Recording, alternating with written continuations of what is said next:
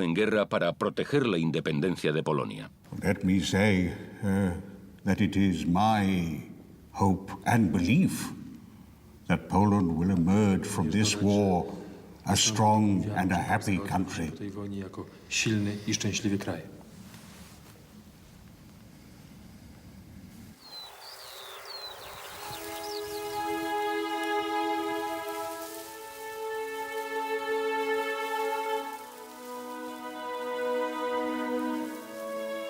Al mismo tiempo, los soldados alemanes del Grupo B se estaban acercando a su destino.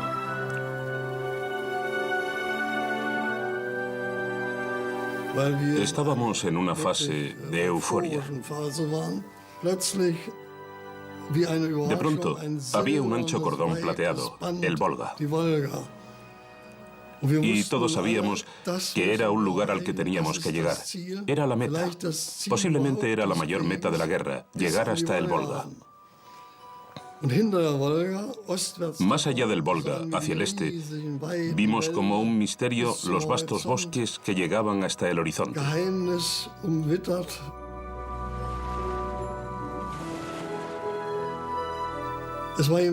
Estar a las puertas de Asia fue una visión impresionante, intimidatoria.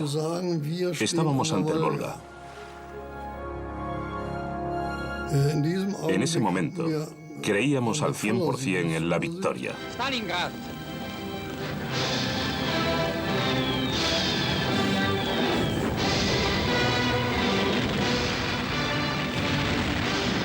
En la orilla oeste del Volga, la ciudad de Stalingrado cortaba el avance de los alemanes. Así que a finales de agosto de 1942 empezaron a bombardearla. Los bombardeos empezaron a las 10 de la mañana y vimos muchos aviones sobrevolándonos. Los aviones estaban bombardeando el centro de la ciudad. Todo estaba ardiendo. Había un gran estruendo y muchos gritos. Algunas personas consiguieron volver a sus casas en ruinas.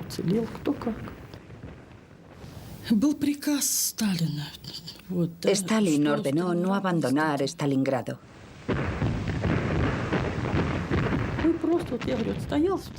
Sentíamos un miedo constante. Queríamos sobrevivir a la guerra. Solo nos preguntábamos de dónde sacaríamos alimentos. Siempre teníamos hambre.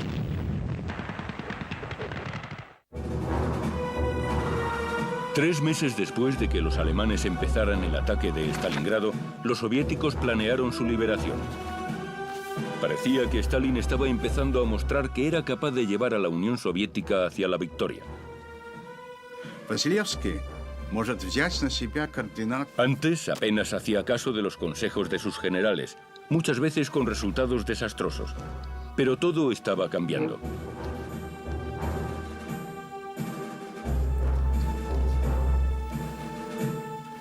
Хорошо.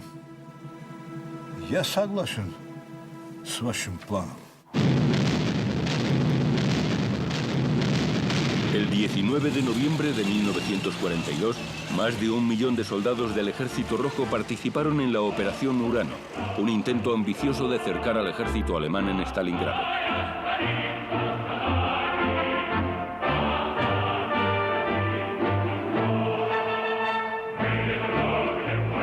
Fue un triunfo.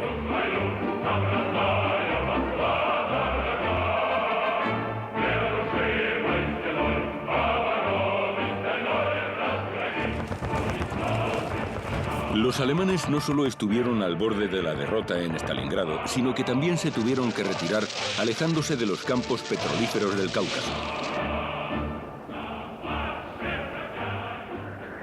En Stalingrado, a medida que el Ejército Rojo avanzaba en la ciudad, se encontraron con los pocos civiles que habían sobrevivido en las ruinas.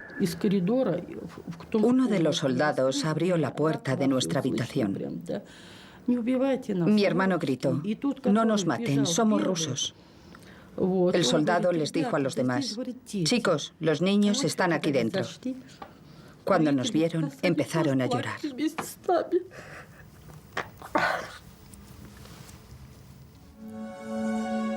Valentina Krutova y su hermano tuvieron suerte. El número de muertos en Stalingrado era enorme. Incluso hoy en día, tras el deshielo, aparecen huesos en los campos que rodean la ciudad. Alrededor de 500.000 de soldados del Ejército Rojo murieron allí. Más personas que las que perdió Gran Bretaña en toda la guerra.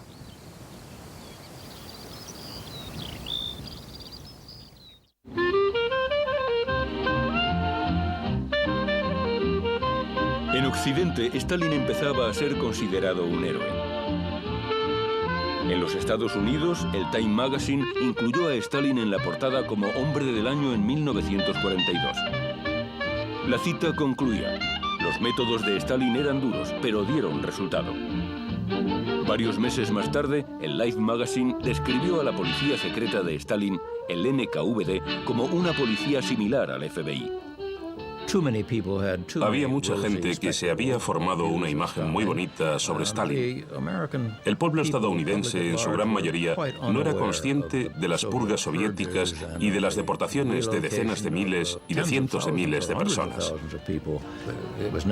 Era necesario que los líderes estadounidenses, el gobierno, el presidente, tuvieran una visión más realista sobre la Unión Soviética. Pero para el público general no era imprescindible saberlo. ¿Por qué no?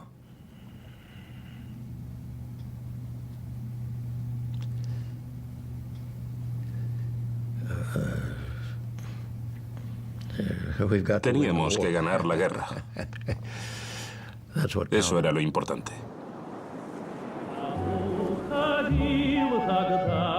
Pero durante la guerra, en el puerto de Molotovsk, vivían algunos estadounidenses que conocían la realidad del régimen de Stalin.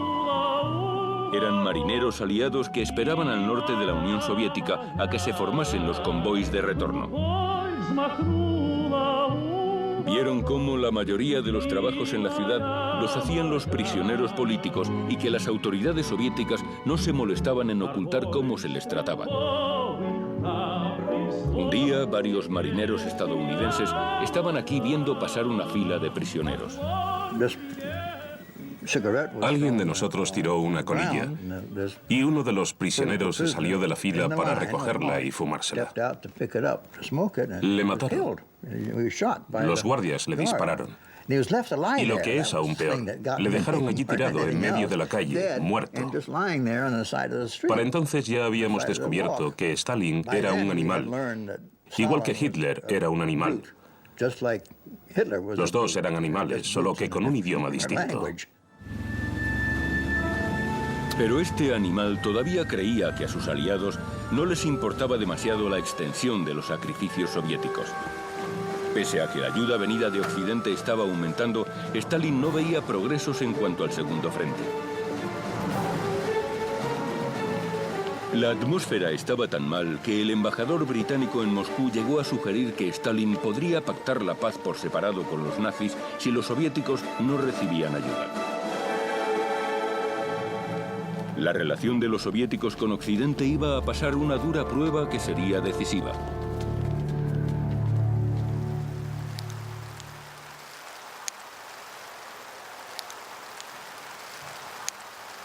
El 13 de abril de 1943, los alemanes anunciaron al mundo un descubrimiento que habían hecho en el bosque de Katyn, cerca de Smolensk, en el centro de Rusia. Und schon werden übereinander gestapelt wie Tuchballen die Stiefel toter Soldaten sichtbar. Dann werden grauenvoll entstellte Körper und Köpfe freigelegt.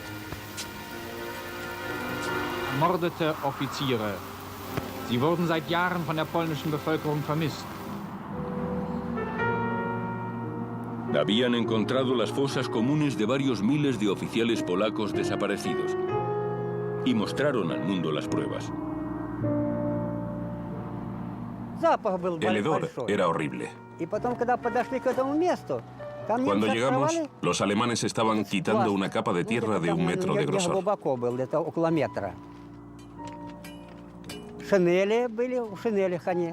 Había abrigos, cuerpos y abrigos, formando una fila.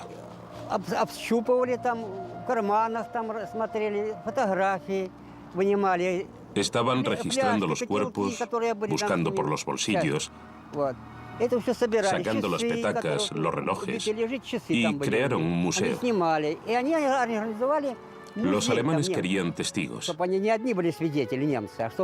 Querían que nosotros actuásemos como testigos para la historia. Esto era lo que quedaba de 4.000 de los 20.000 oficiales y otras personas peligrosas para el régimen soviético que estaban desaparecidas desde abril de 1940.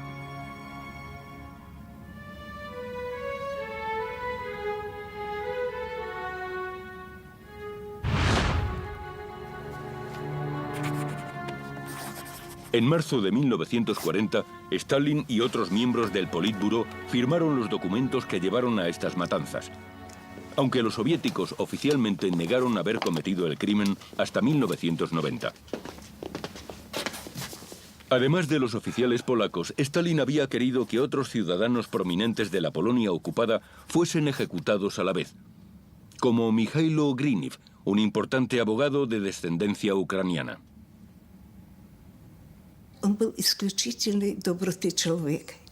Era un hombre muy amable. Y no lo digo solo porque era mi padre. Era así por naturaleza. Sentí mucho su pérdida.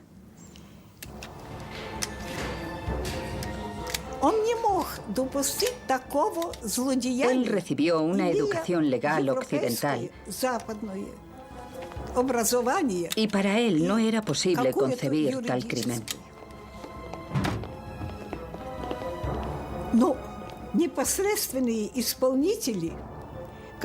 Por supuesto, los que hicieron esto eran gente cruel y sin principios. Pero ellos no eran los principales responsables. Los responsables estaban en el comité central del partido. Ellos fueron los que cometieron el mayor crimen de todos, como decían los polacos. Ellos fueron los que trataron de ocultarlo todo.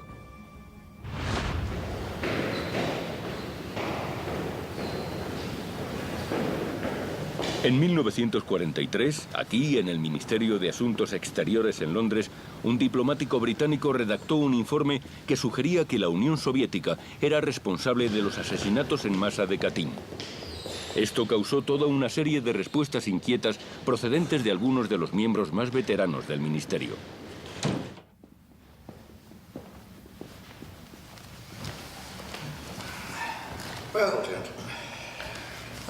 It is obviously an awkward matter when fighting for a moral cause that our allies are open to accusations of this kind.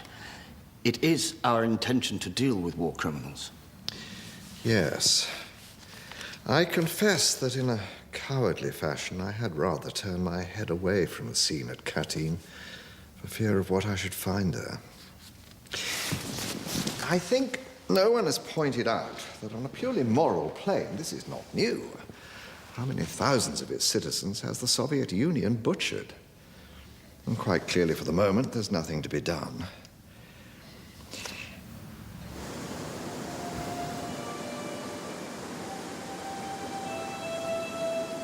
Ni los británicos ni los estadounidenses querían saber demasiado sobre el crimen de guerra cometido en el bosque de Katyn, cerca de Smolensk.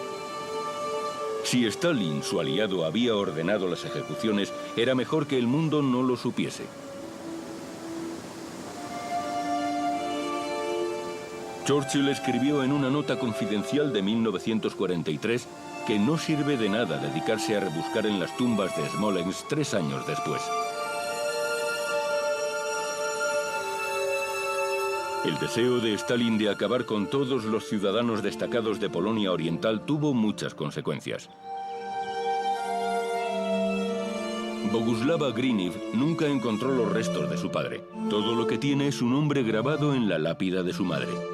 Lo pusieron allí tras la caída del comunismo cuando finalmente supo que había sido ejecutado en la Unión Soviética en la primavera de 1940.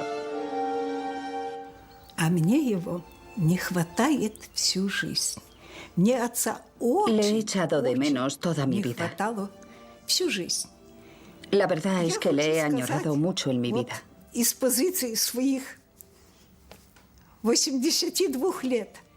Me gustaría decir que desde mi punto de vista, a los 82 años, no considero que la guerra o el exilio